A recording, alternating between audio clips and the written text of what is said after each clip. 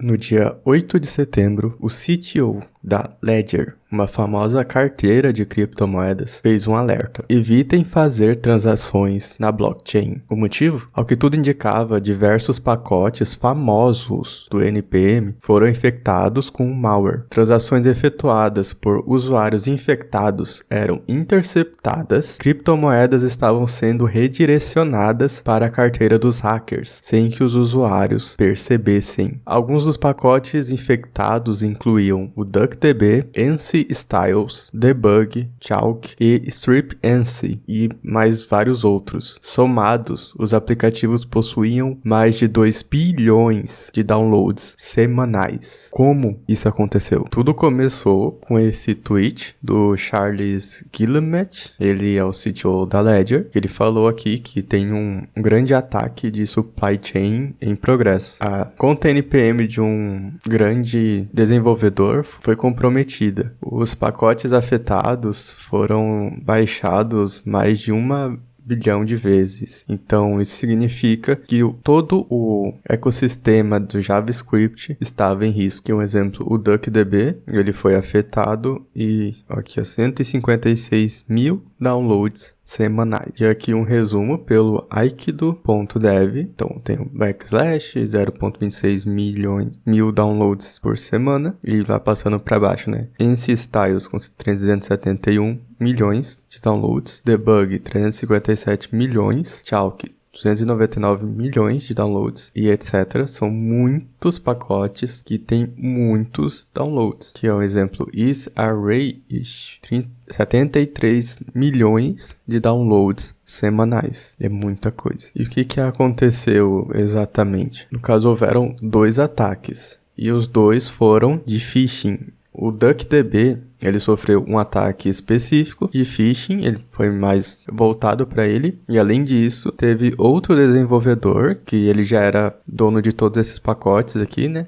Tem o DuckDB e tem o resto. Todo o resto, que tem 2 bilhões de downloads, tinha esse mantenedor, que também foi afetado com e-mail de phishing. Então foram 2 phishings em 2 autores diferentes. Aqui, ó, ele é o mantenedor Kix. Ele tem o Josh Junon, tem mais de 80 pacotes, né? Inclusive fez a postagem aqui, né?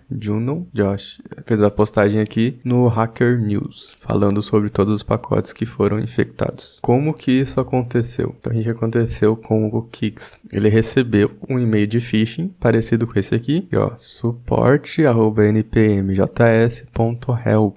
E aqui, né, o que dizia? É como parte de segurança, o NPM, né, supostamente, estava pedindo que os usuários atualizassem seu Two-Factor Authentication. E no caso dele, fazia mais de 12 meses desde que ele tinha atualizado. E aqui ele também dizia, né, que contas que não fizessem isso seriam travadas, bloqueadas no dia 10 de setembro. E aqui tinha o link, né, para atualizar o Two-Factor Authentication. E aqui foi um Twitter, foi um Blue Sky, não sei o nome disso, onde ele diz que sim, ele foi o Josh Junon, sim, eu fui hackeado. Apareceu o e-mail de Two-Factor Reset, então, e parecia muito real. Ele falou que pediu desculpas, falou que tinha que ter prestado mais atenção, que foi uma semana estressante e por conta disso ele pode ter caído, né? E no caso do DuckDB foi a mesma coisa. Então, o DuckDB, ele inclusive recebeu e-mail do mesmo lugar, né? npmjs.help. O mantenedor recebeu esse aqui, né? Olá, DuckDB admin. É o mesmo e-mail. Tem que atualizar o Two-Factor, senão você vai ser bloqueado dia 10 de setembro. Aqui tinha o link. Um dos mantenedores leu isso e achou que poderia ser legítimo. Ele entrou no link, que era um site hosteado no domínio npmjs.help, que esse site ele possuía uma cópia perfeita do npmjs.com, então ele acabou se logando, usando as credenciais do DuckDB admin, inclusive tinha todos os dados do usuário, interessante. E aí no site ele conseguiu, né, supostamente resetar o Two-Factor Authentication. Então parece que foi um ataque realmente bem pensado para eles. E aí, depois que eles caíram nesse ataque, eles tiveram suas credenciais roubadas. E de posse dessas credenciais, os atacantes começaram a atualizar todos esses pacotes. E o DuckDB, né? Que não tá aqui nessa lista. E o que aconteceu, né? Um exemplo nesse isArrayish. O index.js foi modificado e começou a ter código obfuscado. Então aqui, né, tem o normal. Só que aqui, ó, tem essa const. É traço 0x, não sei o que. E aqui é um código gigantesco. Não dá pra ver. Aqui tem um gist, que contém o código, e é gigantesco. Então aqui tinha o código normal, que olhando assim, você talvez não perceba onde está o problema. O problema tá aqui, nessa variável aqui. Aí só para ter uma ideia, ó, do tamanho, é muita coisa que tava naquela variável. E é um código que não tem como você ler, né? Então, nesse gist, essa pessoa aqui usou um desobfuscador de código, e esse era o código que estava naquela variável. Aqui, só de você ver essa check Ethereum, já dá para ter uma ideia de que alguma coisa tá errada. E também o código mesmo desobfuscado, ele é muito grande. Mas ao que tudo indica, tinha carteiras aqui em alguma dessas variáveis. Eles usavam algoritmos de distância. Aqui, ó, dá pra ver que tinha várias carteiras em várias redes. Mas aqui, ó, tem muita carteira, muita coisa aqui. Aqui, ó, swap também. E muitas palavras-chave, digamos assim, né? Solana, Bitcoin, etc. E também, assim, não dá pra entender esse código. É muito... Tipo, até que dá, mas é muito difícil. Essa parte específica da vulnerabilidade. Então tem esse git pra quem quiser ver. E esse dev aqui publicou um Substack falando sobre... Ele conseguiu ler o código e entender o que estava escrito e publicou aqui nesse Substack. Então, aqui ele fala que como que ele descobriu que alguma coisa estava errada.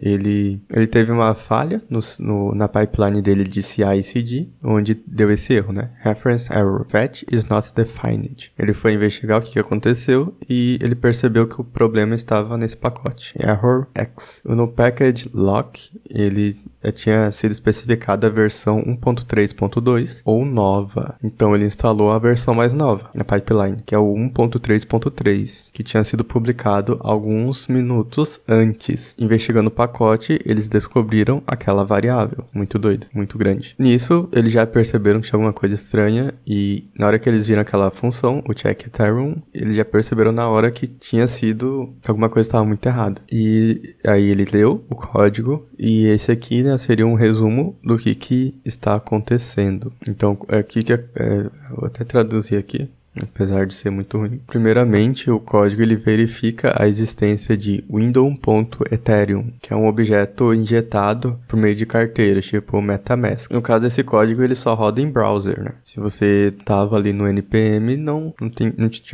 tinha esse problema. Mas se você tava de alguma forma rodando em um browser e tinha uma carteira como extensão, as transações efetuadas por essa carteira poderiam ser redirecionadas para outras carteiras. Eles utilizaram uma patches para modificar algumas funções nativas do navegador, como o fetch e o XML HTTP request, e dessa forma eles conseguiriam interceptar todos os dados que entravam e saíam do site. E o script ele listava, né, endereços de carteira de propriedade do invasor, tanto em diversas redes como Bitcoin, Ethereum, Solana, Tron, Litecoin e Bitcoin Cash. E só que esse malware ele não coloca uma carteira específica, ele escolhe a carteira como. Não é existe uma lista de carteiras e não é de forma aleatória. Ele emprega o algoritmo de distância de Levinstein para ver, né, a distância da carteira que você está enviando e a carteira que está disponibilizada. Que dessa forma, você na hora de fazer a transferência, você pode ver lá, né, qual que é a carteira para onde você está enviando. E eles substituíram justamente por uma carteira que eles possuíam e que tinha um endereço semelhante com a que você estava enviando. Aí ficaria mais difícil de você perceber a diferença. Então tá, eles detectaram que você possui uma extensão ali no browser e você vai lá e começa uma transação para fazer uma transferência de moedas para outra carteira. O que eles fazem? Eles interceptam os dados antes de você receber, né, aquela mensagem para assinar a transação, eles modificam a transação na memória e substituem o endereço do destinatário. Então, com essa transação manipulada, eles encaminham para o usuário fazer a assinatura. Aí, se o usuário ele não verifica, olha tudo certinho ali e percebe que o endereço da carteira está diferente do que deveria ser, o usuário vai assinar essa transação e vai enviar as moedas para outra pessoa, que no caso seria o hacker. Então, ali naquele git do GitHub tem, né, todas as carteiras do invasor, inclusive é possível rastrear, né, o que aconteceu. Nesse ano houveram diversos ataques, já teve, por exemplo, o caso do Prettier, que foi justamente um e-mail também de phishing, o desenvolvedor acabou caindo. Teve o caso do NX, que foi uma falha mesmo ali no GitHub Actions, que acabou possibilitando isso, e agora mais muitas bibliotecas, muitas delas famosas. E, inclusive, o mantenedor, ele fez aqui, né, uma atualização na issue, no caso do debug JS, onde ele narrou que no dia 8 de setembro, às 17h35, no horário deles, ele descobriu, por meio do Blue Sky, que havia sido hackeado. Então, nessa hora, os pacotes, eles já haviam sido publicados. Isso foi às 17h35, dia 8. No mesmo dia 8, às 18h59, ou seja, 1 hora e pouco depois, ele tentou se comunicar com o NPM e não teve nenhuma comunicação de volta. Os pacotes, eles ainda estavam disponíveis para serem baixados, mais de 1 hora depois. Inclusive, ele mandou e-mail e ligou para uma pessoa, imagino que seja alguém ligada ao NPM, mas mesmo assim não havia nenhuma comunicação de volta. Às 19h17, eles tiveram o primeiro contato.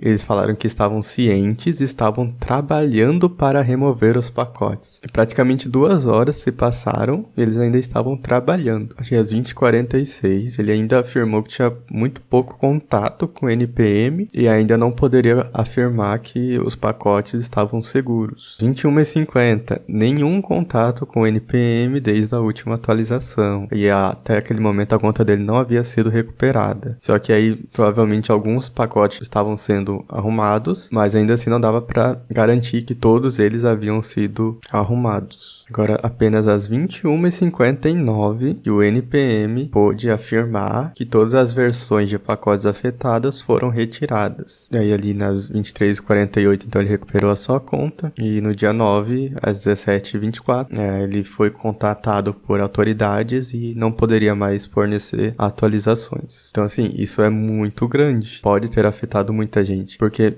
são 2 bilhões de downloads por semana, é muita coisa, e ele, nesse momento, ele já deveria ter sido baixado várias e várias vezes. É claro que deveria ter sido em pipelines de CI, CD, mas ainda assim, foram comprometidos e não dava para saber qual que é a extensão, né, de tudo isso. Aí aqui, ó, no próprio MetaMask SDK, eles tiraram esse indicador aqui de versão para especificar qual que era a versão que deveria ser utilizada, porque, né, eles usavam o pacote debug, que justamente foi comprometido. Mas isso é no package. Eu não sei se eles chegaram a baixar a versão comprometida. Provavelmente foi algo mais para garantir mesmo. Então esse foi mais um ataque. É muito importante ficar atento a isso, principalmente no NPM. Já ocorreram 2 vezes, agora é a 3ª vez, só que muito maior. Envolveram pacotes muito famosos, baixados várias e várias vezes. Então se isso serve de algo, é para ficar de alerta. Não atualize dependências assim, simplesmente colocando para baixar a mais recente, porque isso pode ser perigoso. E os outros ataques, o do Prettier e o do NX, eles eram muito mais perigosos do que esse. Esse ainda estava mirando em carteiras, né? E só afetava pessoas que usassem em navegadores. Mas no Prettier e no NX eram malwares que focavam em se instalar no sistema operacional e fazer diversas coisas. No Prettier, por exemplo, ele era focado no Windows e ele instalava um processo malicioso no sistema, que poderia ter muita coisa ali, roubando seus dados, vendo o que você fazia no seu computador, mas ficou alerta, não atualize dependências de forma automática, sempre tome muito cuidado, sempre valide. Também fica o questionamento, até quando isso vai acontecer? Qualquer coisinha, qualquer erro já pode significar um grande grandes ataques em JavaScript, é que não está faltando algum tipo de segurança a mais para evitar que isso aconteça, porque hoje, ok, aconteceu com alguns pacotes famosos, mas e se acontecer com pacotes gigantescos, como, sei lá, React? O que isso pode significar, sabe? É muito pouco seguro a forma como as coisas estão hoje. Então esse foi o ataque. Tomem muito cuidado ao atualizar dependências e nos vemos no próximo vídeo.